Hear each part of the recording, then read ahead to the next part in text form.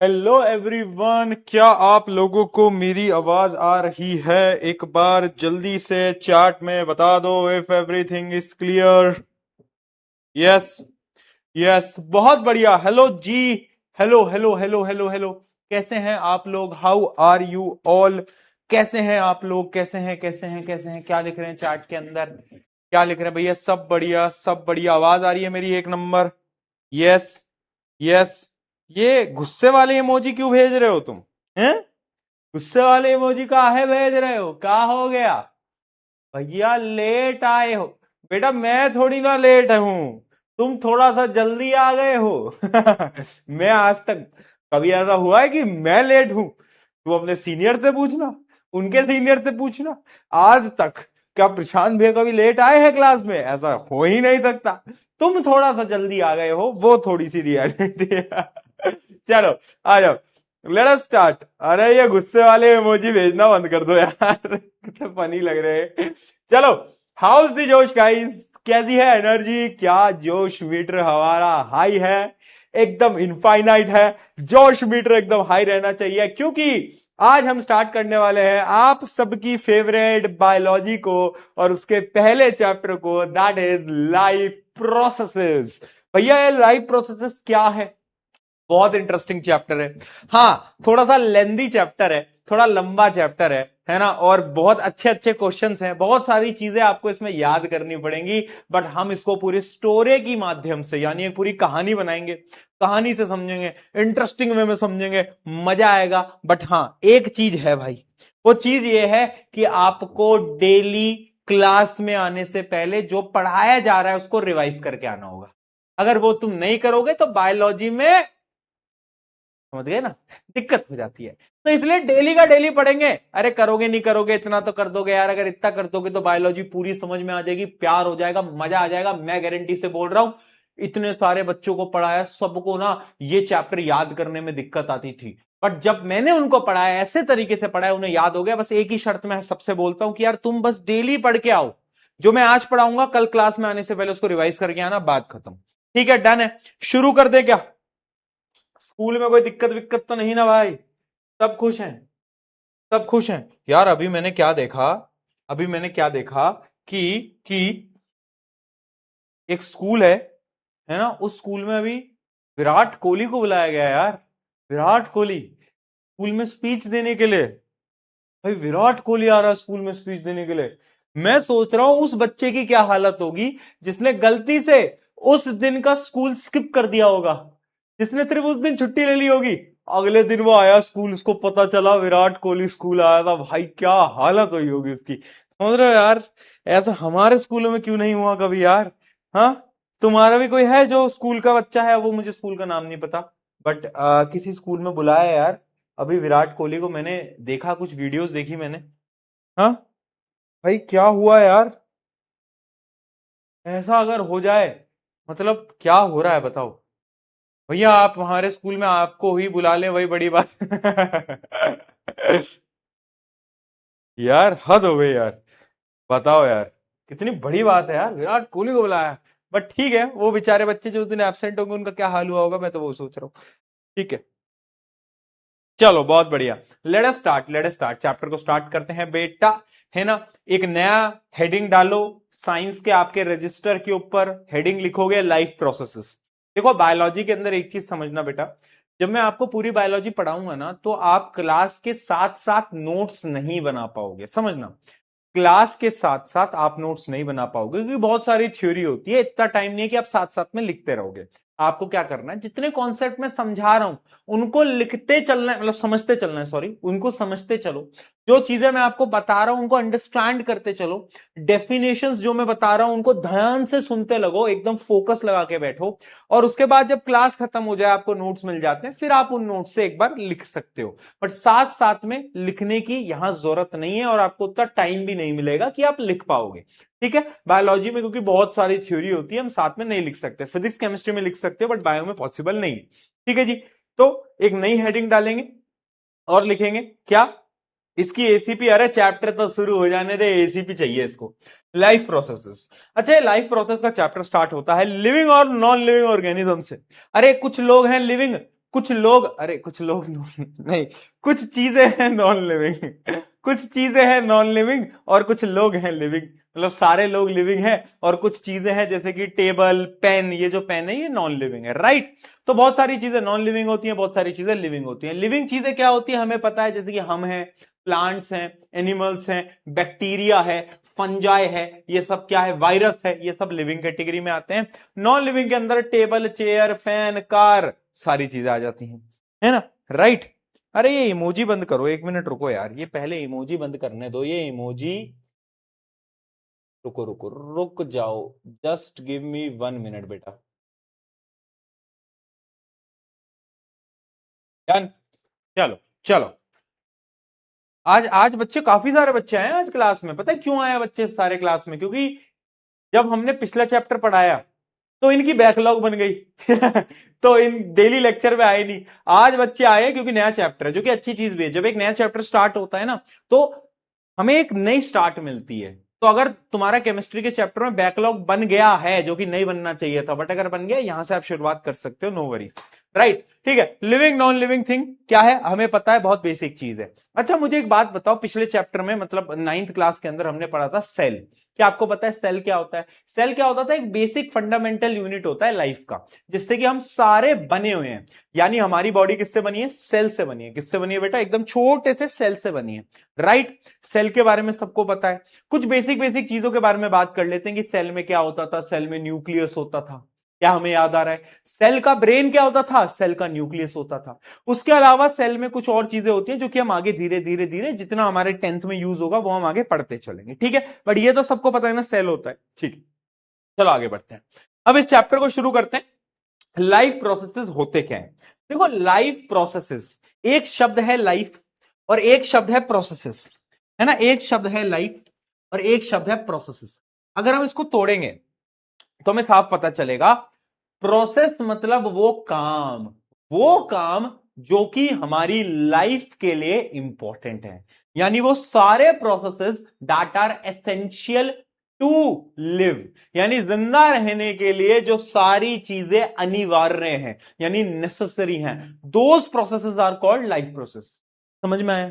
यानी जिंदा रहना भाई हमें, अगर हम ये प्रोसेसेस नहीं करेंगे तो tata bye bye goodbye हो जाएगा, हमारा खत्म हो जाएंगे हम, है ना। तो ऐसे प्रोसेसेस को हम बोलते हैं life processes, right. The basic and essential activities performed by a living organism to sustain and maintain life, यानी जिंदा रहने के लिए जो प्रोसेसेस यूज होते हैं उनको हम लाइफ प्रोसेस बोलते हैं।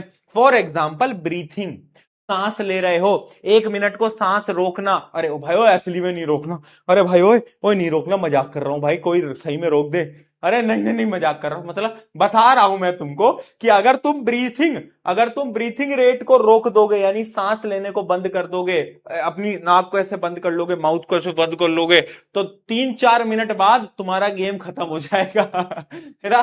क्यों हो जाएगा? क्योंकि वो एक लाइफ प्रोसेस है। ब्रीथिंग क्या है? एक लाइफ प्रोसेस है बेटा, राइट। बहुत बढ़िया, रोक दी भैया। अब क्या करना है? और रुक जा भाई मेरे, अरे ये सब नहीं करना, मैं थप्पड़ मार दूंगा यार, मत करो, ठीक है। तो एक्टिविटीज लाइक ब्रीथिंग, ईटिंग, ये सब क्या होते हैं? ये सब लाइफ प्रोसेस हैं। तो ये जो चैप्टर है इसमें हमें लाइफ प्रोसेस ही पढ़ने हैं। तो बेसिकली हम लाइफ प्रोसेस को 4 कैटेगरी में डिवाइड कर सकते हैं। सबसे पहला न्यूट्रिशन, पहले हम पढ़ेंगे न्यूट्रिशन क्या होता है, न्यूट्रिशन आगे मैं आपको बताऊंगा। फिर हम पढ़ेंगे रेस्पिरेशन, रेस्पिरेशन क्या होता है ये भी मैं आपको आगे बताऊंगा, ठीक है। रेस्पिरेशन और ब्रीथिंग दोनों अलग अलग हैं, बताऊंगा। फिर हम पढ़ेंगे ट्रांसपोर्टेशन, हमारी बॉडी में ट्रांसपोर्टेशन होता है। फिर हम लास्ट पढ़ेंगे एक्सक्रीशन। ये 4 पार्ट होते हैं, इन चारों पार्टों की मदद से, है ना, ये जो 4 पार्ट आप देख रहे हो, भैया मर गए अब तो अबे 4 पार्ट जो होते हैं, ये 4 पार्ट, इन 4 पार्ट की मदद से एक पूरा लाइफ प्रोसेस बनता है, ठीक है। तो लाइफ प्रोसेस ह्यूमन बॉडी के अंदर ये 4 पोर्शन में होते हैं, न्यूट्रिशन, रेस्पिरेशन, ट्रांसपोर्टेशन, एक्सक्रीशन, ठीक है। इन चारों को हमें डिटेल में पढ़ना है। लेकिन उससे पहले मेरा एक सवाल है, तुम मुझे दिमाग लगा के बोलना। एक सवाल है मेरे मन में, सवाल ये है, is reproduction a life process? क्या रिप्रोडक्शन लाइफ प्रोसेस है? यस और नो बेटा, जरा बताओ, क्या लगता है तुम्हें, क्या रिप्रोडक्शन लाइफ प्रोसेस है? क्या रिप्रोडक्शन नहीं करेंगे तो क्या मर जाएंगे क्या भाई? हाँ, अगर कोई इंसान रिप्रोडक्शन नहीं करेगा तो क्या वो मर जाएगा?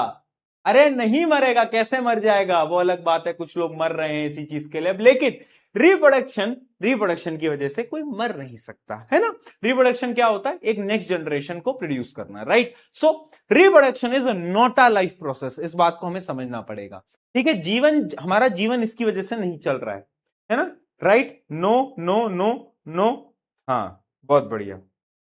हाँ, ये जो एक दो लोग यस लिख रहे हैं, चप्पल मारूंगा ना ऐसा तुमको मैं ठीक है, चप्पल मारूंगा ना ऐसा मैं तुमको, समझ में आ जाएगी सब तुमको, ठीक है जी।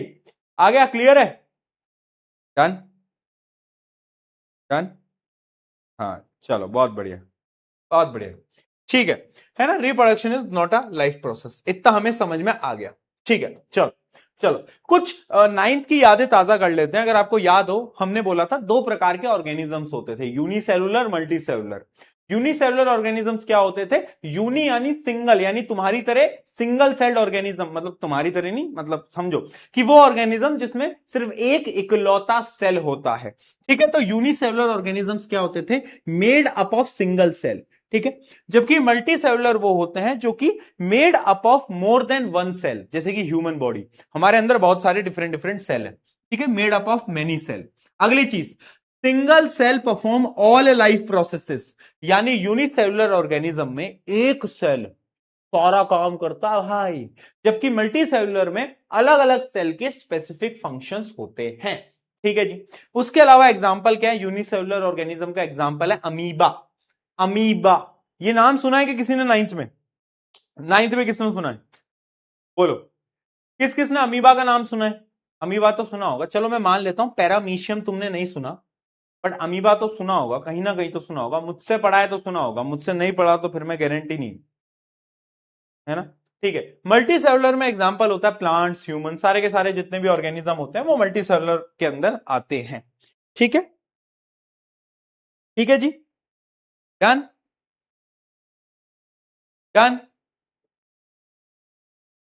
हाँ बहुत बढ़िया, सुना है सुना है सुना है सुना है सुना है सुना है सुना है सुना है। भैया बायो में नींद आ रही है, अबे अभी तो चैप्टर स्टार्ट हुआ है।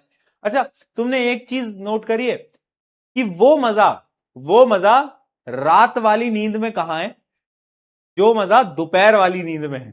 रात को नींद आती नहीं है, और जैसी दोपहर का टाइम होता है, ओ हो क्या नींद आती है भाई।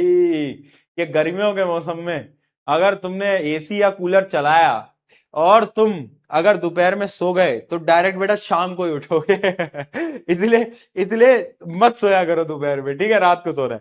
चलो ठीक है, तो ये यूनी और मल्टी सेलुलर ऑर्गेनिज्म हो गया, आगे बढ़ते हैं। अब हम स्टार्ट करते हैं सबसे पहले लाइफ प्रोसेस के साथ। सबसे पहला लाइफ प्रोसेस है बेटा न्यूट्रिशन। सबसे पहला लाइफ प्रोसेस है न्यूट्रिशन। न्यूट्रिशन क्या है, अगर मैं तुमसे बोलूं व्हाट इज न्यूट्रिशन, तो तुम क्या बोलोगे, भैया खाने को खाना, यानी मेरे सामने बर्गर रखा है, बर्गर को मैंने खा लिया, भैया न्यूट्रिशन मिल गया। मैंने कहा नहीं, ये नहीं होता न्यूट्रिशन। फिर क्या है भैया न्यूट्रिशन, खाने को खाना और उस खाने से उसके जो न्यूट्रिएंट्स हैं उसको ऑब्टेन करना, यानी बॉडी के अंदर उसके न्यूट्रिएंट्स को अब्सॉर्ब करना, उस पूरे प्रोसेस को हम न्यूट्रिशन बोलते हैं। डेफिनेशन देखेंगे बेटा, आ जाओ। Nutrition is the process of obtaining, यानी खाने को खाना, एंड यूटिलाइजिंग, यानी खाने को बॉडी में अब्सॉर्ब कराना, utilizing food for growth, energy and repair. एक बार डेफिनेशन को खुद से रीड करो फटाफट से, डेफिनेशन को बेटा खुद से रीड करो, चलो जल्दी जल्दी जल्दी।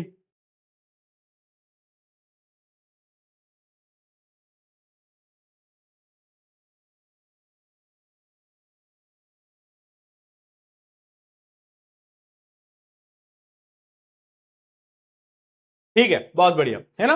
तो अब ये जो हम न्यूट्रिशन कर रहे हैं, ये हम कर क्यों रहे हैं, इसके दो तीन रीजन है। जैसे कि सबसे पहला रीजन क्या है कि एक तो एनर्जी देता है, ये खाना हमें एनर्जी देता है। दूसरा, ग्रोथ एंड डेवलपमेंट, आप अभी, आपकी उम्र क्या है? आप 14 साल के होगे, 15 साल के होगे मेनली, जितना मुझे आइडिया है, राइट? तो 14-15 साल की उम्र में ना अभी भी आपकी हाइट इंक्रीज होगी, आपकी बॉडी थोड़ी सी बढ़ेगी, है ना? अभी आप हल्क जैसे शरीर में हो जाओगे, है ना? तो तो मतलब बॉडी का जो ग्रोथ हो रही है वो किसकी वजह से हो रही है? खाने की वजह से हो रही है, ठीक है। अगला टिश्यू रिपेयर। टिश्यू रिपेयर यानी कभी कभार तुम्हें कहीं चोट लग जाती है, तुम गिर जाते हो, फुटबॉल खेलते हुए तुम्हारे घुटने छिल जाते हैं, तो तुम्हारे टिश्यू विश्यू में दिक्कत आती है, तो वो रिपेयर के लिए भी न्यूट्रिशन जो है वो आपकी मदद कर रहा होता है। भैया मेरी उम्र 32 साल।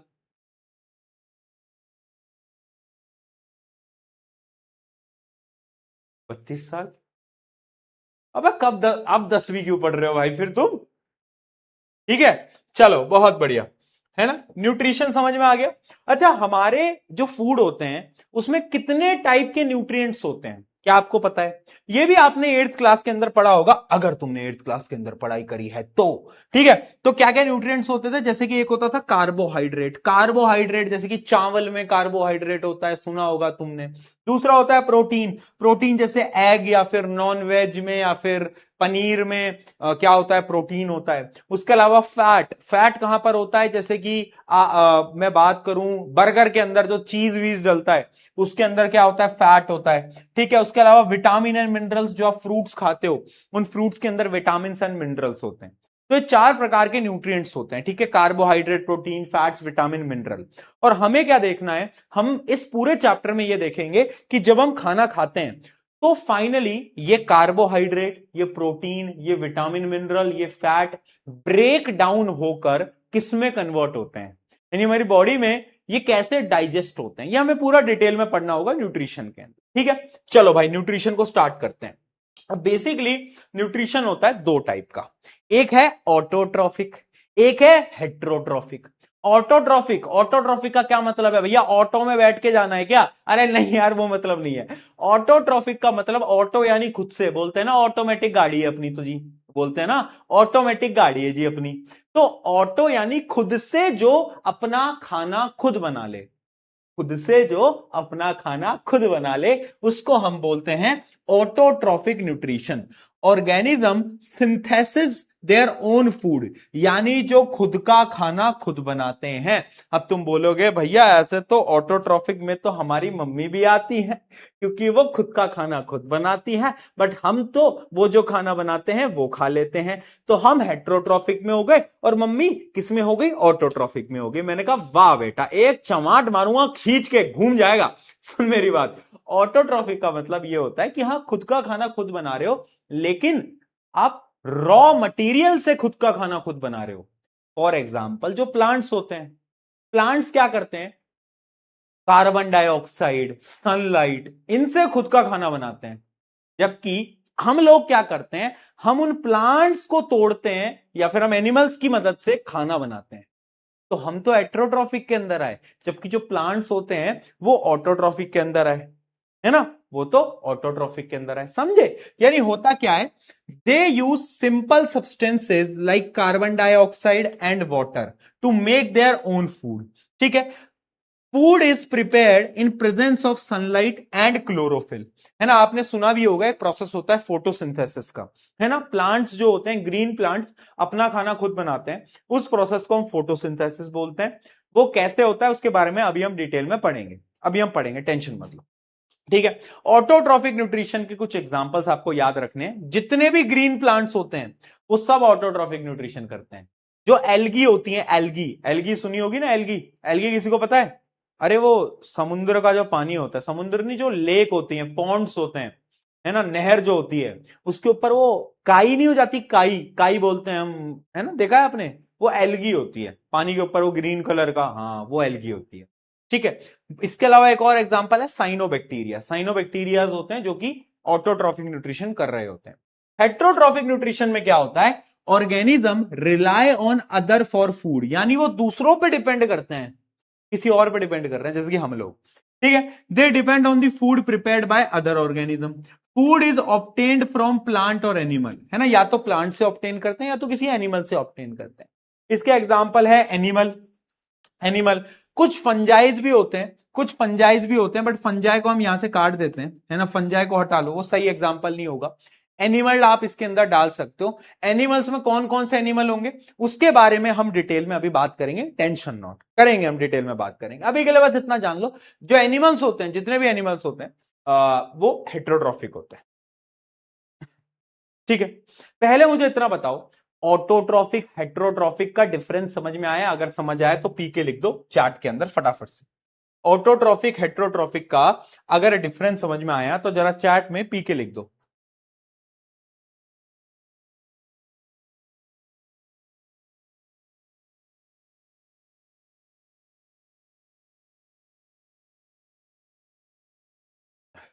भैया इतनी पढ़ाई करके क्या होगा बेटा?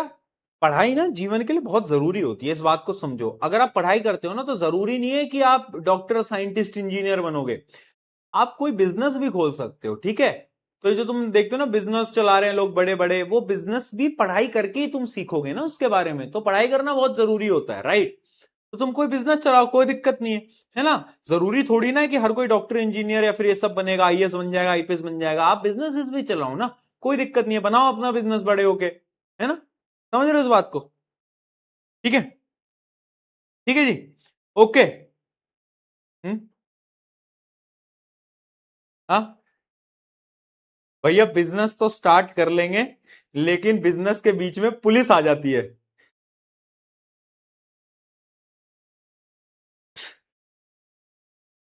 आया, ठीक है। ऑटोट्रॉफ और हेट्रोट्रॉफ में क्या डिफरेंस है? ऑटोट्रॉफ मास्टर शेफ है, यानी वो खुद का खाना खुद बना रहा है। हेट्रोट्रॉफ हम लोग हैं जो कि उन पे डिपेंडेंट है खाने के लिए। ठीक है जी, चलो अब हम स्टार्ट करते हैं ऑटोट्रॉफिक न्यूट्रिशन को, डिटेल में हम समझते हैं। ऑटोट्रॉफिक न्यूट्रिशन भी बेटा दो टाइप का होता है। कितने टाइप का होता है बेटा? दो टाइप का होता है। कौन कौन सा होता है? पहले हम ऑटोट्रॉफिक को डिटेल में पढ़ेंगे, फिर हम हेट्रोट्रॉफिक को डिटेल में पढ़ेंगे। पहले हम ऑटोट्रॉफिक न्यूट्रिशन की बात कर रहे हैं। दो टाइप का होता है। एक होता है फोटोसिंथेटिक ऑटोट्रॉफ्स। फोटोसिंथेटिक यानी वो ऑर्गेनिज्म जो कि फोटोसिंथेसिस की मदद से खुद का खाना खुद बनाते हैं। समझे बात को? ठीक है।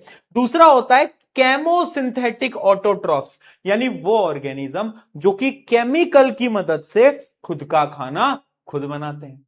भैया फोटोसिंथेसिस वाले को पहले समझते हैं। देखो आओ, आ जाओ। A type of autotrophic nutrition in which organism prepare their own food by utilizing light energy। देखो जो फोटोसिंथेसिस का प्रोसेस होता है वो कैसे हो पाता है? वो हो पाता है सनलाइट की वजह से, यानी सूरज की रोशनी आती है, उसकी वजह से फोटोसिंथेसिस हो पाता है।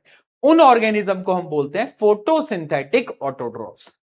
ठीक है, इसके एग्जाम्पल क्या है? ग्रीन प्लांट्स, और एक और एग्जांपल है इसका, क्या? साइनोबैक्टीरिया। जैसे कि मैंने तुम्हें बताया था एल्गी भी होता है, उसके अलावा ग्रीन प्लांट्स भी होते हैं।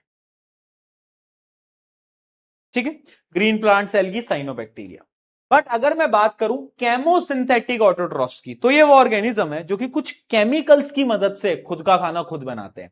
ठीक है, the type of autotrophic nutrition in which organism prepare their own food by utilizing chemical energy. कुछ केमिकल एनर्जी की मदद से ये खुद का खाना खुद बनाते हैं। अब इसका एग्जाम्पल आपको याद रखना है क्योंकि क्वेश्चन आता है एग्जाम्पल से बहुत बार। एग्जाम्पल क्या है इसका? Purple sulphur bacteria. Very important बेटा, डबल स्टार लगा लो, एग्जाम्पल याद रखना। केमोसिंथेटिक न्यूट्रिशन का एग्जाम्पल है पर्पल सल्फर बैक्टीरिया। ये एक ऐसा बैक्टीरिया होता है, यहां इमेज आपको दिख भी रही होगी, ये एक ऐसा बैक्टीरिया है जो कि केमोसिंथेटिक न्यूट्रिशन कर रहा होता है। ठीक है, डन। Black screen.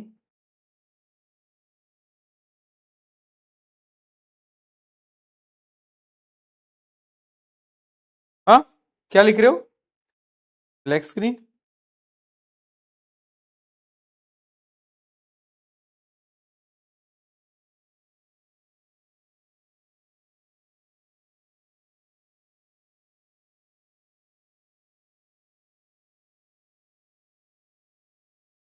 चलो, अबे कहाँ ही है ब्लैक स्क्रीन?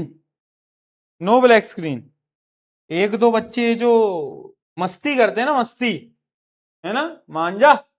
ठीक है, अब हम डिटेल में पढ़ते हैं फोटोसिंथेसिस। ठीक है, फोटोसिंथेसिस अभी तक आपने शायद सुना होगा 8th क्लास के अंदर, 9th क्लास के अंदर, बट अब हम बहुत डिटेल में पढ़ रहे हैं फोटोसिंथेसिस, राइट?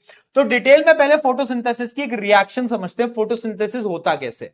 देखो, फोटोसिंथेसिस के लिए तीन चीजें जरूरी होती हैं। एक जो ग्रीन प्लांट होता है, कार्बन डाइऑक्साइड चाहिए होती है, उसको पानी चाहिए होता है, और उसको सनलाइट चाहिए होता है। तो फोटोसिंथेसिस की रिएक्शन क्या होता है, कार्बन डाइऑक्साइड प्लस वाटर, यहां पे सनलाइट होती है, और प्लांट्स के अंदर जो ग्रीन लीव्स होती हैं उनके अंदर एक कंपाउंड होता है जिसको हम बोलते हैं क्लोरोफिल। क्या बोलते हैं बेटा, क्लोरोफिल। ठीक है, ये सारी चीजें जब मिलती हैं तो ये क्या बनाते हैं, ये बनाते हैं ग्लूकोज। ग्लूकोज क्या होता है, C6H12O6, यानी ये जो तुम देख पा रहे हो इसको हम बोलते हैं ग्लूकोज। ठीक है, साथ साथ में ऑक्सीजन प्रोड्यूस होती है, इसलिए हम बोलते हैं कि जो प्लांट्स होते हैं वो ऑक्सीजन देते हैं। उसके साथ साथ पानी प्रोड्यूस होता है। क्या प्रोड्यूस होता है बेटा, पानी प्रोड्यूस होता है।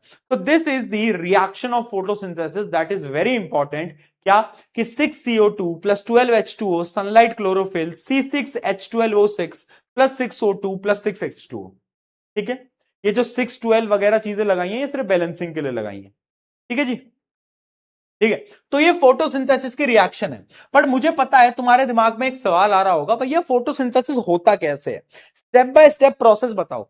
What is the process of photosynthesis. तो ये 3 स्टेप का प्रोसेस है जो कि हम डिटेल में आप समझने वाले हैं। देखो कैसे होता है, कहां गया कहां गया कहां गया, ये रहो। देखो मेन इवेंट ऑफ फोटोसिंथेसिस, कैसे होता है फोटोसिंथेसिस।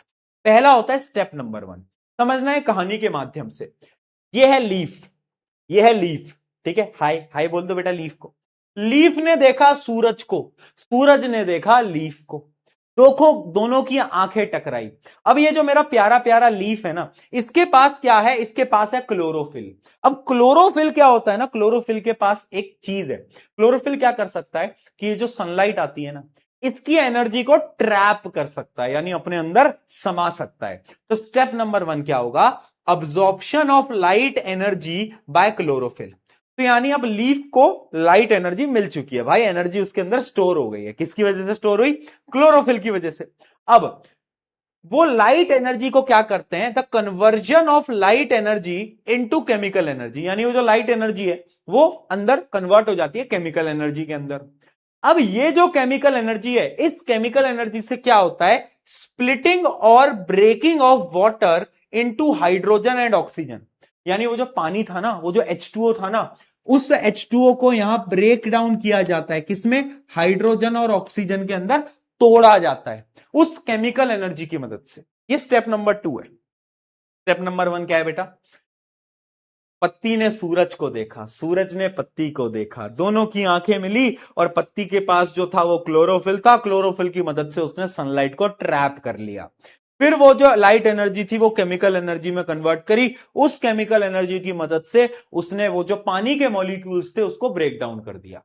अब स्टेप नंबर 3 क्या होता है, reduction of carbon dioxide. Carbon dioxide तो तुम्हें पता ही है, कार्बन डाइऑक्साइड को रिड्यूस किया जाता है ना, रिडक्शन किया जाता है टू कार्बोहाइड्रेट, यानी उसको ग्लूकोज के अंदर कन्वर्ट किया जाता है ना। यानी ये जो कार्बन डाइऑक्साइड है इसको रिडक्शन करके ग्लूकोज में कन्वर्ट किया जाता है, यानी C6H12O6 के अंदर कन्वर्ट किया जाता है। तो ये 3 स्टेप्स होते हैं फोटोसिंथेसिस के। समझ में आया, पहला, दूसरा, तीसरा। बताओ कोई दिक्कत, कोई दिक्कत, जल्दी बताओ।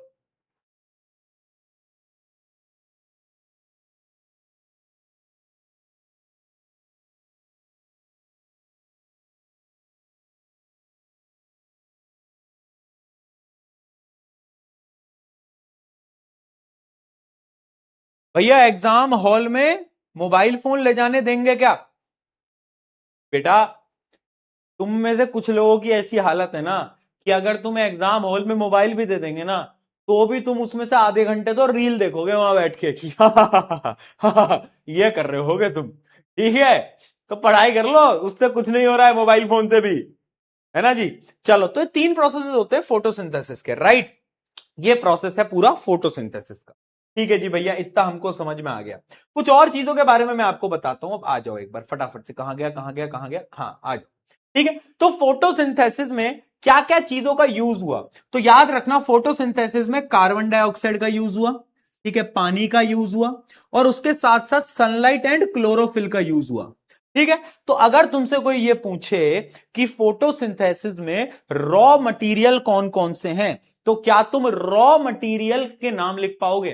फोटोसिंथेसिस में कौन कौन से रॉ मटेरियल यूज हो रहे हैं बताओ, तो तुम क्या बोलोगे? कार्बन डाइऑक्साइड हो रहा है, वाटर हो रहा है ना। उसके अलावा सनलाइट इंपॉर्टेंट है, क्लोरोफिल लीव्स के पास ऑलरेडी होता है, लीव्स के पास ऑलरेडी होता है। ठीक है जी, बहुत बढ़िया, आगे बढ़ते हैं, आगे बढ़ते हैं। ठीक है, तो ये रिक्वायरमेंट ऑफ फोटोसिंथेसिस है। सनलाइट क्या करता है? एनर्जी देता है। क्लोरोफिल क्या करता है? Green pigment present in the leaf that absorb sunlight, वो सनलाइट को अब्सॉर्ब करता है। CO2 enters the leaf through stomata. अबे स्टोमेटा क्या है, इसके बारे में आगे मैं बात करूंगा, रुक जाओ, वेरी इंपॉर्टेंट है, स्टोमेटा इज वेरी इंपॉर्टेंट, आगे हम बात करेंगे।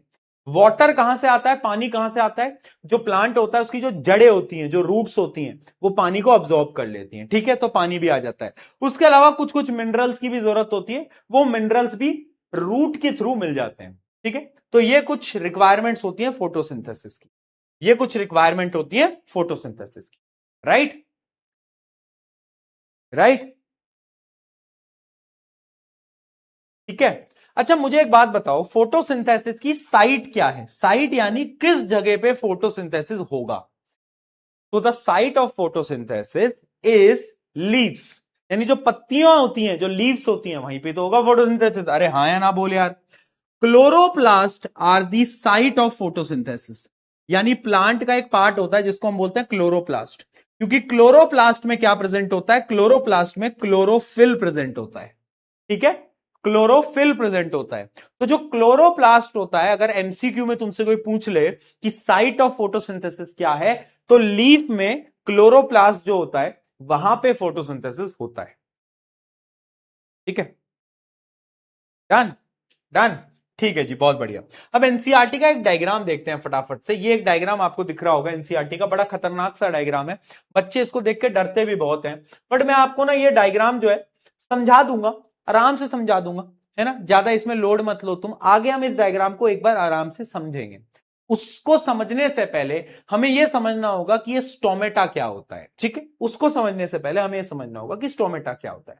आ जाओ स्टोमेटा, कहां गए तुम, वेयर आर यू स्टोमेटा। आओ भाई स्टोमेटा देखते हैं, व्हाट इज स्टोमेटा। देखो जो लीफ होती है ना, लीफ के ऊपर कुछ टाइनी पोर्स होते हैं। पोर्स समझते हो? छेद, जैसे हम बोलते हैं ना हमारे स्किन में छेद होते हैं, स्किन शुड बी ब्रीथेबल, है ना, स्किन के पोर्स ब्लॉक हो गए तो फेस वॉश लगाओ, पोर्स ओपन हो जाएंगे, पता है ना। ऐसी लीफ के पोर्स होते हैं, उनको हम बोलते हैं स्टोमेटा। क्या बोलते हैं? Stomata. Stomata are the tiny pores present on the surface of the leaf, leaf के सरफेस पे जो प्रेजेंट होता है इसको हम बोलते हैं स्टोमेटा। ठीक है, अब स्टोमेटा का एक मैं आपको डायग्राम दिखाता हूं। यह है बेटा स्टोमेटा, यह है क्या? यह है बेटा स्टोमेटा। ये क्या है? यह है स्टोमेटा। अब ध्यान से समझना बेटा, ये मतलब ये बीच वाला जो तुम्हें दिख रहा है बस यही है स्टोमेटा, ये है स्टोमेटा। ठीक है भैया, फिर ये जो दो चीजें दिख रही हैं, ये बीन लाइक जो तुम्हें स्ट्रक्चर दिख रहा है, ये क्या है?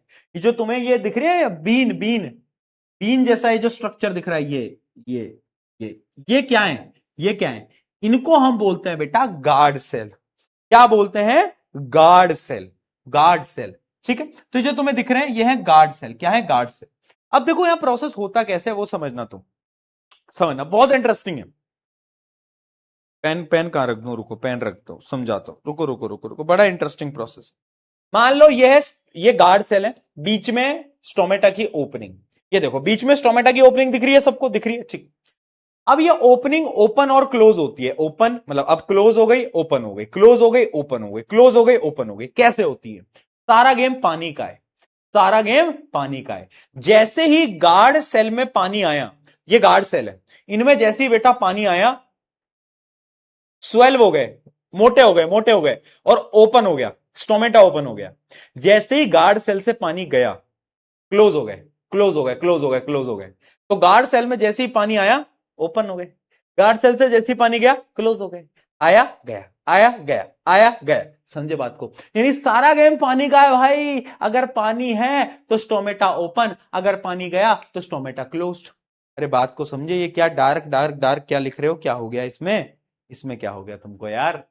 अरे बेटा इसमें क्या हो गया? मैं मार दूंगा तुमको, तुम्हारे घटिया दिमाग को। आया, ठीक है। ये देख रहे हैं, ये गार्ड सेल है, अब ये स्टोमेटा ओपन है। क्यों है स्टोमेटा ओपन? क्योंकि गार्ड सेल में पानी है। बट अगर ये पानी चला जाएगा तो आप देख सकते हो ये गार्ड सेल ऐसे श्रिंक कर जाएंगे और स्टोमेटा बंद हो जाएगा। ठीक है, चलो ये दोनों डायग्राम बहुत इंपॉर्टेंट है, इन पर ट्रिपल स्टार लगा लो। ठीक है, ये ओपन है, ये क्लोज है। अच्छा, तुम अगर देखोगे गार्ड सेल में तुम्हें ग्रीन कलर का कुछ दिख रहा होगा, ये सब क्या है? इनको हम बोलते हैं क्लोरोप्लास्ट। ये वही है क्लोरोप्लास्ट। ये क्या है? क्लोरोप्लास्ट। ठीक है, ये क्या है? क्लोरोप्लास्ट, जो तुम्हें ग्रीन कलर के डॉट्स दिख रहे हैं। ठीक है, अच्छा भैया, ये जो स्टोमेटा है इसका क्या यूज है? What is the utilization? Stomata करता क्या है? देखो, स्टोमेटा के ना दो काम होते हैं, इसके फंक्शन समझना। स्टोमेटा के फंक्शन क्या है? सबसे पहले गैसेस का एक्सचेंज करना।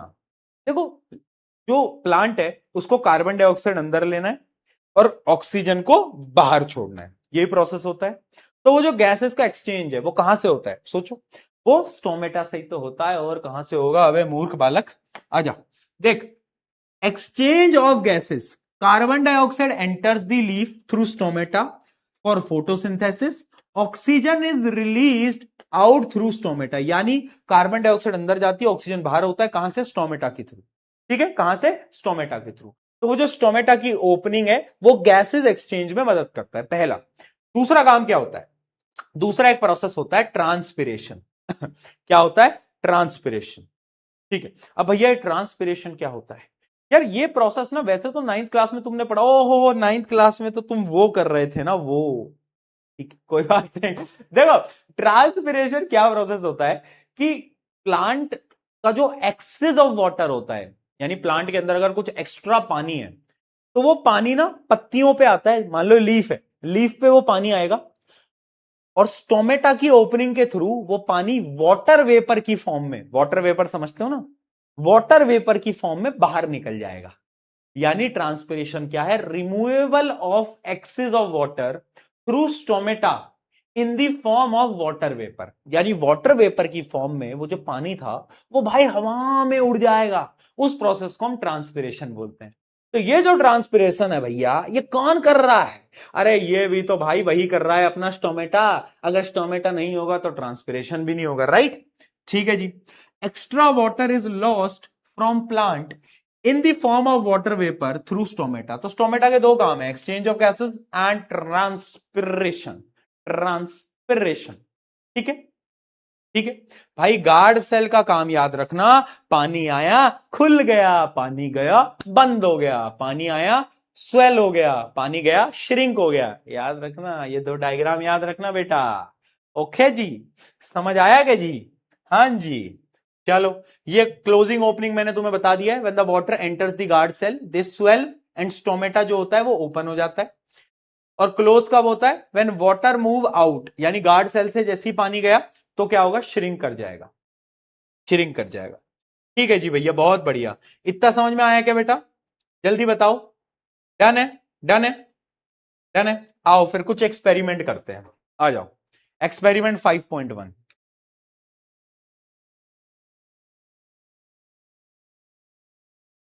पानी पी लूं? एक्सपेरिमेंट 5.1।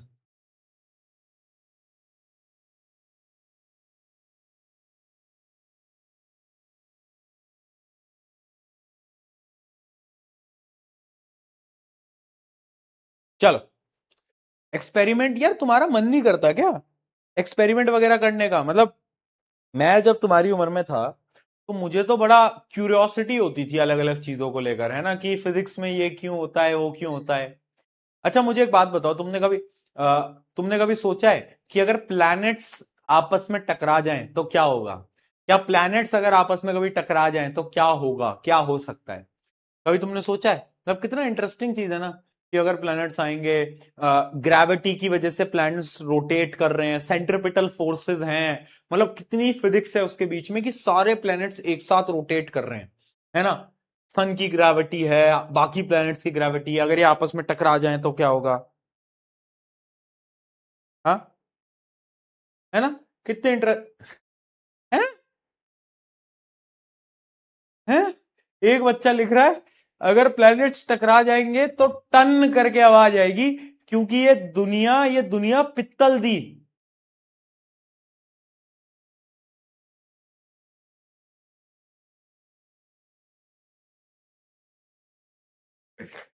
भाई यार, तुम्हारी चैट तो मैं रीड करना बंद ही करूंगा यार। मेरे से गलती हो गई जो कि मैंने तुम्हारी चैट पढ़ ली भाई। मेरी गलती भाई, मेरी गलती, आई एम सॉरी। ये दुनिया पित्तल दी। क्या गाने सुन रहे हो यार तुम आजकल? चलो ठीक है। आगे बढ़ते आगे बढ़ते। आ जाओ आ जाओ आ जाओ आ जाओ आ जाओ। ठीक है। तो देखो भाई, क्या बता रहा था मैं तुम्हें, एक एक्सपेरिमेंट है 5.1। इस एक्सपेरिमेंट में हम क्या करते हैं ना, मतलब ये पूरा एक एक्सपेरिमेंट है, इसका शॉर्ट मैंने यहां पे लिखा हुआ है। मैंने इसका क्या कर रखा है, मैंने इसका शॉर्ट यहां पर लिखा हुआ है। देखो इसमें हम क्या करते हैं, दो प्लांट्स के पत्तियों को तोड़ते हैं, लीव्स को हम तोड़ते हैं, ठीक है।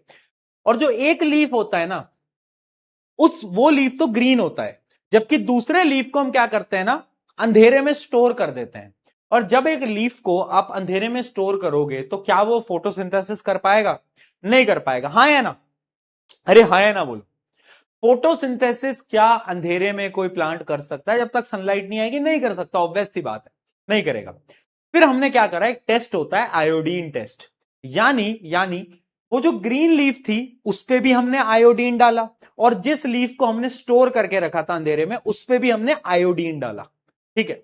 अब आयोडीन की एक प्रॉपर्टी होती है, वो क्या प्रॉपर्टी होती है उसको समझने से पहले आपको यह समझना होगा कि प्लांट्स करते क्या है।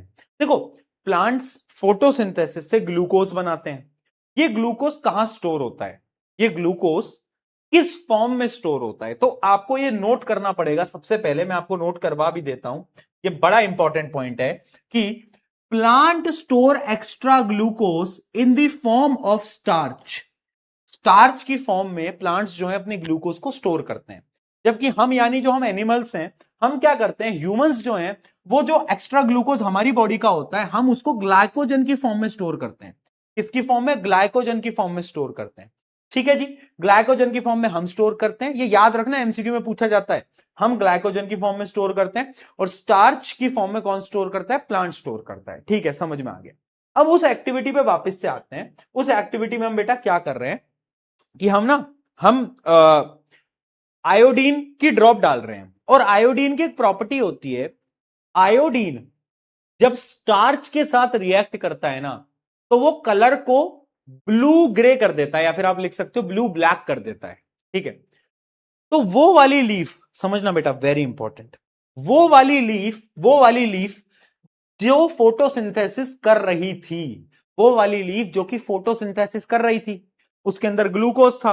ग्लूकोज किस में कन्वर्ट हो गया होगा? स्टार्च में। तो जब उसका आयोडीन टेस्ट हमने करा तो देखो वो तो ब्लू ब्लैक हो गई। वो कैसी हो गई? ये ब्लू ब्लैक हो गई, ये ब्लू ब्लैक हो गई। क्यों हो गई? क्यों हो गई? क्योंकि इसमें स्टार्च था, क्योंकि इसमें स्टार्च था, है ना। जब स्टार्च होता है आयोडीन सोल्यूशन डालते हो तो ब्लू ब्लैक हो जाता है। बट दूसरी वाली लीफ के कलर में कोई चेंज नहीं आया, क्योंकि वो फोटोसिंथेसिस नहीं कर रही थी और उसके अंदर ग्लूकोज नहीं बना। ग्लूकोज नहीं बना तो उसमें स्टार्च भी नहीं बनेगा, है ना, स्टार्च भी नहीं बनेगा। तो ये जो एक्टिविटी है, इससे आपको यही बताना होता है, क्या बताना होता है, we conclude that chlorophyll is necessary for photosynthesis. यानी अगर क्लोरोफिल नहीं होगा, है ना, क्लोरोफिल नहीं होगा तो क्या होगा? फोटोसिंथेसिस कभी भी नहीं होने वाला, कभी भी नहीं होने वाला, ठीक है, ठीक है, ठीक है ना। या फिर इस एक्टिविटी के दो चीजें हैं, समझना बेटा। अगर आप एक लीफ को अंधेरे में स्टोर करोगे तो उसको सनलाइट नहीं मिला, फोटोसिंथेसिस नहीं हुआ, फोटोसिंथेसिस नहीं हुआ तो स्टार्च सोल्यूशन, आयोडीन सोल्यूशन से कन्वर्जन नहीं होगा। या फिर मान लेते हैं हम एक प्लांट का नॉन ग्रीन पार्ट लेते हैं, नॉन ग्रीन पार्ट यानी वो पार्ट जिसके पास क्लोरोफिल नहीं है, और अगर उस पे हम आयोडीन टेस्ट करें तो अब क्या होगा बताओ? अब भी ब्लू ब्लैक कलर नहीं आएगा। क्यों नहीं आएगा? क्योंकि जो ग्रीन पार्ट होते हैं उनमें क्लोरोफिल होता है, क्लोरोफिल से फोटोसिंथेसिस होता है, जबकि जो नॉन ग्रीन ग्रीन पार्ट है उनमें क्लोरोफिल नहीं होता और वहां फोटोसिंथेसिस नहीं होता। तो इस एक्टिविटी से आपको यह भी जानने को मिल रहा है कि while the non green part, जो नॉन ग्रीन पार्ट होता है उसमें क्लोरोफिल नहीं होता, फोटोसिंथेसिस नहीं होता, फोटोसिंथेसिस नहीं होता तो blue green blue black colour नहीं होगा। क्या बात समझ में आई? क्या बात समझ में आई? ऐसा तो नहीं है ऊपर से निकल गया, ऐसा तो नहीं है ऊपर से निकल गया। एक बार मैं आपको फिर बता देता हूं। देखो बेटा, हमने क्या करा, दो पत्तियां ली, आप ऐसे समझो, यहां पे दो एक्सपेरिमेंट मैं आपको पैरेलली बता रहा हूं। एक बार हमने दो ग्रीन पत्तियां ली, एक को हमने अंधेरे में स्टोर करा, एक को हमने धूप में रखा। तो जो धूप वाला है वो तो फोटोसिंथेसिस करेगा, अंधेरे वाला फोटोसिंथेसिस नहीं करेगा, है ना। तो जब हमने आयोडीन टेस्ट करा, तो जो धूप में रखा था उसने तो ब्लू ब्लैक कलर दे दिया, बट जो अंधेरे में था उसने नहीं दिया। क्यों? क्योंकि फोटोसिंथेसिस नहीं हुआ, तो ग्लूकोज नहीं बना, ग्लूकोज स्टार्च। समझ में आ गया। इसका एक और एक्सपेरिमेंट है जो कि यहां पे लिखा हुआ है। एक आप प्लांट का ग्रीन पार्ट लेते हो, एक नॉन ग्रीन पार्ट लेते हो। अब जो ग्रीन पार्ट है वो तो फोटोसिंथेसिस करता है, बट जो नॉन ग्रीन पार्ट है वो फोटोसिंथेसिस नहीं करता। तो जब आप आयोडीन टेस्ट करोगे दोनों का, तो ग्रीन पार्ट वाला तो ब्लू ब्लैक हो जाएगा, बट जो नॉन ग्रीन है वो ब्लू ब्लैक नहीं होगा। ठीक है, इतना समझ में आ गया? इतना समझ में आ गया बेटा? अब आ गया होगा समझ में, चलो बहुत बढ़िया। इसके कुछ क्वेश्चंस देखो और बताओ। Oxygen release during photosynthesis originates from, oxygen जो रिलीज होती है फोटोसिंथेसिस में वो ओरिजिनेट्स फ्रॉम कहां से आती है? क्या लगता है? ये थोड़ा सा पेचीदा सवाल है, दिमाग लगाओ।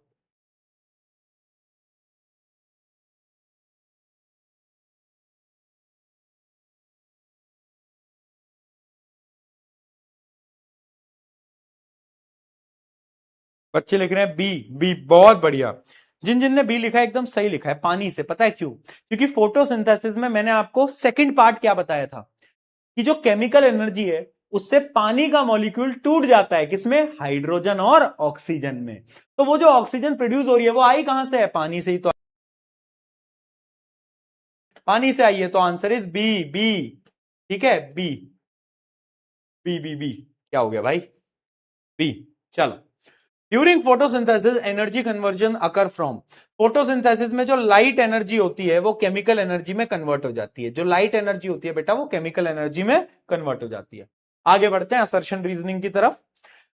Photosynthesis is an endothermic process. क्या फोटोसिंथेसिस एक एंडोथर्मिक प्रोसेस है? हाँ, क्योंकि सनलाइट जाती है। अरे एंडो अंदर, याद आ गया। ठीक है। It requires absorption of light energy. क्या ये बात भी सही है? बिल्कुल सही है। क्या ये इसका रीजन है?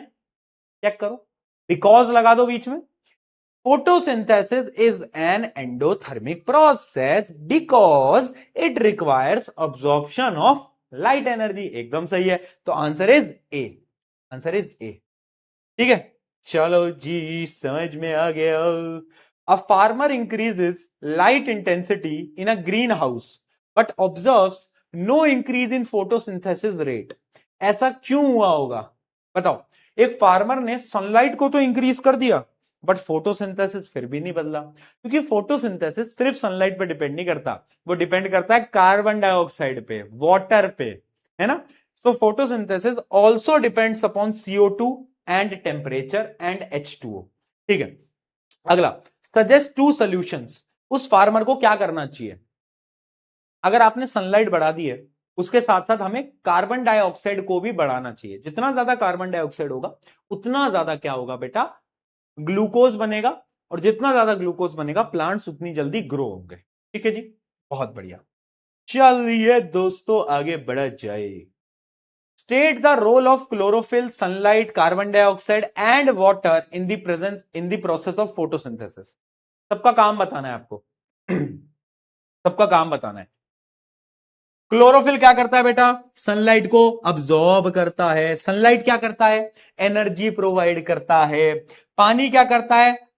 Water break down into hydrogen and oxygen. ठीक है, ये सबके आपने काम आपको बता दिए हैं। चलो बहुत बढ़िया। कार्बन डाइऑक्साइड क्या करता है? Source for carbon for food. यानी जो कार्बन डाइऑक्साइड होता है ये क्या होता है? ये रिड्यूस होता है टू प्रोड्यूस कार्बोहाइड्रेट, यानी ग्लूकोज में कन्वर्ट होता था, बताया था। CO2 ग्लूकोज में कन्वर्ट होता है। बहुत बढ़िया। चलो दूसरे पार्ट में पूछ रहा है रिएक्शन लिखो। ये रिएक्शन गलत है, ये रिएक्शन गलत है।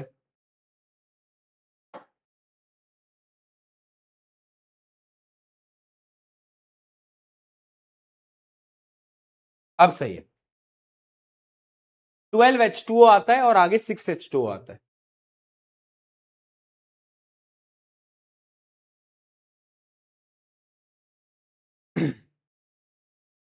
ठीक है, चल ये एक एक्टिविटी समझ में आ गई क्या तुम्हें? एक एक्टिविटी समझ में आ गई। तो मुझे आपको एक दूसरी एक्टिविटी अब करवानी है ना, दूसरी एक्टिविटी मुझे आपको करवानी है। उससे पहले एक क्वेश्चन और कर लेते हैं, फिर आगे बढ़ते हैं, एक एक्टिविटी करते हैं, आ जाओ। The image shows the process of photosynthesis in plant. Based on the image, which component is excreted by the plant during photosynthesis? Excreted यानी क्या चीज बाहर निकालता है प्लांट? तो तुम्हें पता है फोटोसिंथेसिस में ऑक्सीजन एक्सक्रीट करता है, ऑक्सीजन बाहर निकालता है, तो आंसर क्या आएगा? ऑक्सीजन आएगा। ठीक है, how are component excreted out by the plant useful to the plant and animal? मतलब ये जो ऑक्सीजन बाहर जा रहा है ना, ये यूजफुल कैसे होता है? क्योंकि यही ऑक्सीजन हमारे लिए, एनिमल्स के लिए बहुत जरूरी है। हम इसी ऑक्सीजन से ब्रीथ करते हैं, है ना? हाँ, ये ऑक्सीजन हमारे लिए बहुत जरूरी है बेटा। इसी ऑक्सीजन की वजह से हमारी बॉडी के अंदर एनर्जी प्रोड्यूस हो पाती है। ठीक है जी, ओके जी, आगे बढ़ते हैं, अगली एक्टिविटी देखते हैं। एक मिनट रुको, अगली इंटरेस्टिंग एक्टिविटी है बेटा, ये बड़ी प्यारी एक्टिविटी है और इससे बहुत बार क्वेश्चन पूछा गया है। ठीक है, इससे बहुत बार क्वेश्चन पूछा गया। तुम्हें मैं एक फैक्ट बताता हूं। 2026 तुम्हारे जो सीनियर्स हैं उनका भी बोर्ड एग्जाम था। सुबह 4 बजे मैं क्लास ले रहा था और सुबह 4 बजे ना मैंने उनको ये बोला कि ना लाइफ प्रोसेस से ना तुम एक एक्टिविटी ध्यान से देख लो। ये डायग्राम मैंने उनको दिखाया, मैंने उनको बोला ये वाली एक्टिविटी है, इसमें 2 चीजें याद रखना। ये 2 चीजें सुबह 4 बजे मैंने बताई थी, जो हमारा सुबह का 4 बजे का सेशन होता है। और जब वो पेपर देने गए तो उनके एग्जाम के अंदर ये डायग्राम आया, इस एक्टिविटी पे क्वेश्चन आया डायरेक्टली है ना। तो वो जब आए भाई, वो इतने खुश कि भैया सुबह सुबह आपने बताया था, और वो उसका सवाल आ गया। तो ये ऐसी चीजें हो जाती है, कभी कभार हो जाती हैं, मतलब कभी 3 साल से तो हो ही रही हैं, चौथे साल भी हो जाए। ठीक है, आ जाओ, ये एक्टिविटी देखते हैं, बहुत इंटरेस्टिंग, बहुत प्यारी एक्टिविटी। आ जाओ आ जाओ आ जाओ। ठीक है, देखो इसमें हम क्या करते हैं, एक प्लांट लेते हैं, मतलब हम 2 प्लांट्स ले रहे हैं, ऐसे ले लो। उन 2 प्लांट्स के ऊपर एक बेल जार रख देते हैं, इसको हम बोलते हैं जार। यानी एक शीशे का हमने एक जार रख दिया ऊपर। ठीक है, जब हमने शीशे का जार रख दिया तो क्या यहां पे कार्बन डाइऑक्साइड अंदर आ पाएगी? नहीं आ पाएगी। जितनी कार्बन डाइऑक्साइड है अंदर उतनी रहेगी। ठीक है, अब हमने क्या रखा, यहां पे कंपाउंड रख दिया। इस कंपाउंड को हम बोलते हैं पोटेशियम हाइड्रोक्साइड। क्या बोलते हैं? Potassium hydroxide, KOH, potassium hydroxide. इसमें हमने रखा, दूसरे वाले में हमने नहीं रखा। अब पोटेशियम हाइड्रोक्साइड की एक प्रॉपर्टी होती है, इसको ना कार्बन डाइऑक्साइड बहुत पसंद है। तो जितनी भी कार्बन डाइऑक्साइड होती है उससे ये अब्सॉर्ब कर लेता है, उसको ये अपने अंदर अब्सॉर्ब कर लेता है। यानी इसके अंदर जितनी भी कार्बन डाइऑक्साइड होगी वो सारा का सारा ये KOH क्या करेगा? अब्सॉर्ब कर लेगा। ठीक है, तो इसके अंदर क्या कार्बन डाइऑक्साइड अब बचेगी? बट इसके अंदर तो बची है। ठीक है, इन दोनों को सनलाइट में रखा और फिर इन दोनों का फोटोसिंथेसिस होने दिया। फिर इन दोनों की पत्तियों को निकाला, लीव्स को प्लक इन करा, मतलब लीव्स को बाहर निकाला, और इन दोनों पत्तियों का आयोडीन टेस्ट करा, वही आयोडीन टेस्ट जो हमने अभी करा था। अब मुझे एक बात बताओ, ये है ए, ये है बी, ए या बी में से कौन से आयोडीन टेस्ट में जो लीफ होगा उसका कलर ब्लू ब्लैक हो जाएगा? बताओ, ए या बी, जल्दी बताओ।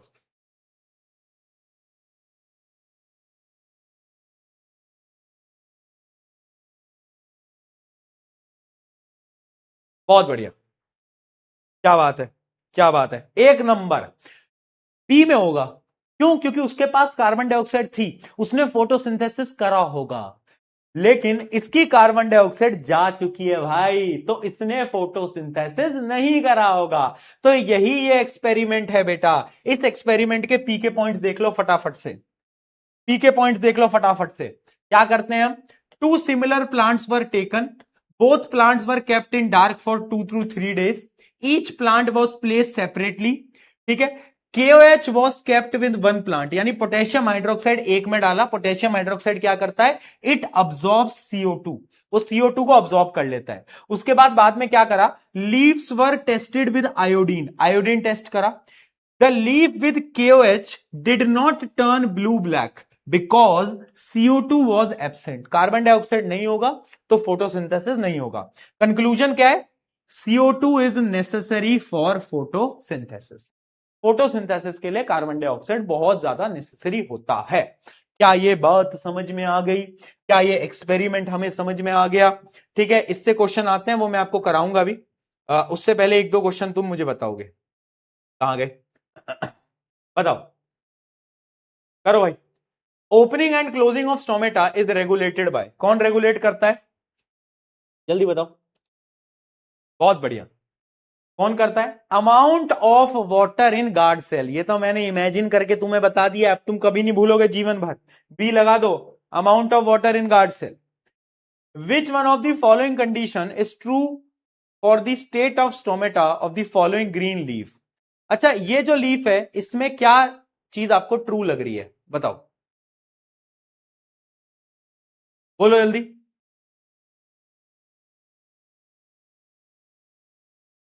बोलो बोलो बोलो।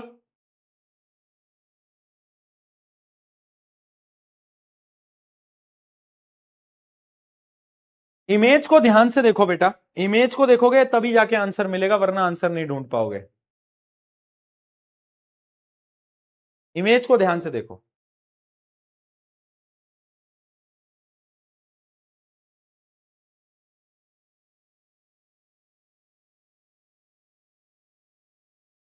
बी लिख रहे हैं।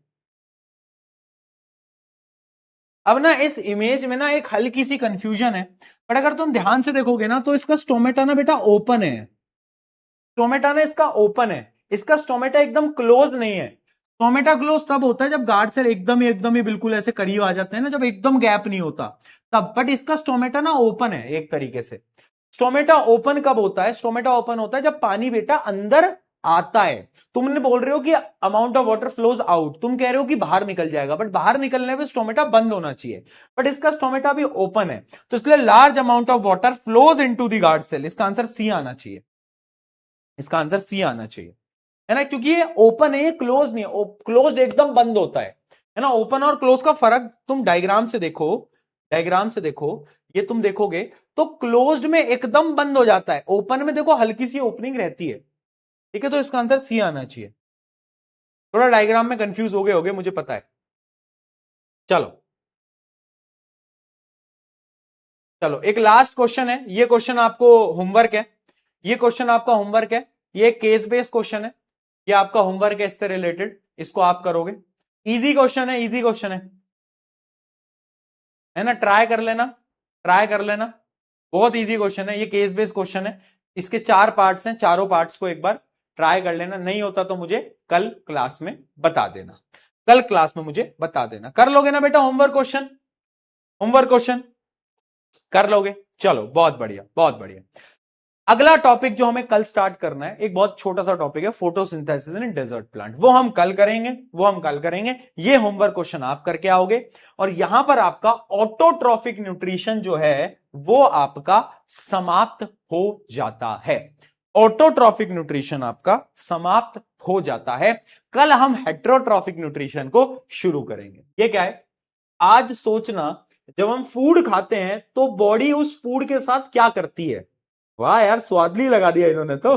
देखो, अगर मैंने स्वादली खाया है ना, तो वो स्वादली जाएगा मेरी बॉडी में, तो वो फूड कैसे ब्रेक डाउन होगा मेरी बॉडी के अंदर, सोचना एक बार। स्वादली के अंदर क्या है? स्वादली के अंदर प्रोटीन है, कार्बोहाइड्रेट है।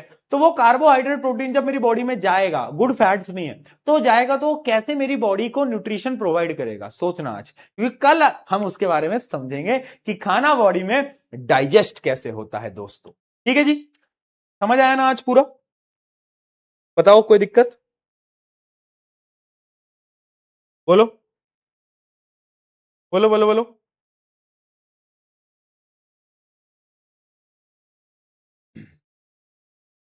बहुत सही बेटा, एक चीज याद रखना, आ, ये जो टाइम है वेस्ट मत करो, ठीक है? ये टाइम खुद पे लगाओ, है ना, बाकी लोगों पे वेस्ट करना बंद कर दो। क्योंकि मैं बहुत सारे मेल्स देखता हूं, बहुत सारे मैसेजेस देखता हूं, बहुत सारी चीजें होती हैं इस लाइफ के अंदर जो कि मुझे पता है, जो कि तुम शायद इस समय पे बहुत सारे बच्चे फेस कर रहे होंगे, है ना, क्योंकि एज ही ऐसी है। बट एक चीज समझना कि तुमने कभी नोट करा है कि अगर तुम अपने दोस्तों के कॉल नहीं करोगे ना तो शायद कॉल आने बंद हो जाएंगे, तुम अगर उन लोगों से बात नहीं करोगे तो शायद बात होनी बंद हो जाएगी, अगर तुम उनसे मिलने नहीं जाओगे तो शायद मिलना बंद हो जाएगा। तो कभी सोचना ये सारी चीजें एक तरफा क्यों है, दो तरफा क्यों नहीं है। कहीं ऐसे तो नहीं कि तुम अपने एंड से बहुत ज्यादा एफर्ट्स लगा रहे हो किसी चीज में बट उस एफर्ट का कोई फायदा नहीं है।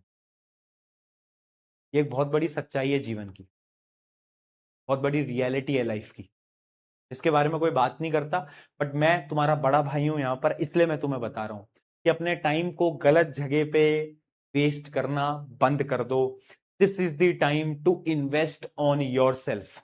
ये समय खुद पर लगाओ, क्योंकि मैं सच बता रहा हूं, जिन चीजों के पीछे तुम भाग रहे हो, जिन लोगों के पीछे तुम भाग रहे हो, एक बार तुम ये समय खुद पे लगाते हो और उसके बाद तुम जीवन में सक्सेस हासिल करते हो, या फिर अगर मैं सिंपल शब्दों में बोलूं पैसा बनाते हो जीवन में, तो ये सारी चीजें घूम कर तेरे खुद के घर के सामने आएंगी। मैं ये गारंटी से बोल रहा हूं, है ना। इसलिए मैं तुम्हें मैसेज दे रहा हूं आज, ठीक है। तो इन सारी चीजों का ध्यान रखें, मेहनत करते रहें, एफर्ट्स लगाते रहें और डेली क्लास में आते रहें, पढ़ते रहें। ज्यादा नहीं पढ़ना है बट जितने का काम जितना डेली दिया जा रहा है उतना पढ़ना है, जितने क्वेश्चंस डेली सॉल्व करने को बोले जा रहे हैं उतना करना है, क्लासेस में रिवीजन करके आना है, ये समय खुद पे लगाना है, खुद के बेटरमेंट के लिए लगाना है। And I am very sure तुम जीवन में बहुत सक्सेसफुल होगे। मुझे नहीं पता तुम में से किसी, हमारे पेरेंट्स, रिश्तेदार, किसी ने तुमसे चीज बोली है या नहीं बोली है, बट मैं तुमसे बोल रहा हूं, I know you can do it and I am very proud of you. जो पता है तुम कर लेगा, तू कर लेगी, मुझे बिल्कुल तुझ पे भरोसा है and I am very proud of you all. ठीक है, तो जाओ, है ना, डरना नहीं है, घबराना नहीं है, सब हो जाएगा बढ़िया। ठीक है, on this note take care, love you all, बहुत सारा प्यार, बहुत सारा प्यार। मिलते हैं सेम टाइम सेम जगह, सेम टाइम सेम जगह, see you all at 5 tomorrow. Time पे आना अगर मैं टाइम पे आ जाऊं तो, टाइम पे आना दोस्तों। जब तक के लिए मिलते हैं, चलो, सी यू।